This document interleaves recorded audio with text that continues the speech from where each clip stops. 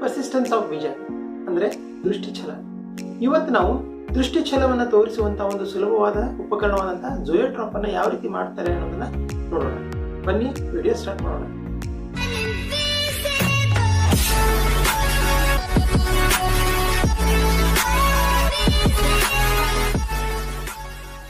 zoetrope ಮಾಡೋದಕ್ಕೆ ನಮಗೆ ಬೇಕಾದಂಥ ಸಾಮಗ್ರಿಗಳು: ಒಂದು A4 ಬ್ಲ್ಯಾಕ್ ಶೀಟ್, ಕುದುರೆಗಳು ಓಡುವಂಥ ಸರಣಿ ಚಿತ್ರಗಳು, ಆಮೇಲೆ 18 ಸೆಂಟಿಮೀಟರ್ ವ್ಯಾಸವಿರುವಂತಹ ಒಂದು ಥರ್ಮಾಕೋಲ್ನ ವೃತ್ತಾಕಾರದಂಥ ಒಂದು ಥರ್ಮಾಕೋಲ್ ಶೀಟ್, ಒಂದು ಕಟ್ಟಿಗೆ, ಕಟರ್, ಫೆವಿಕಾಲ್ ಅಥವಾ ಯಾವುದೇ ಕಾಮನ್ ಗ್ಲೂ ಯೂಸ್ ಮಾಡ್ಬೋದು.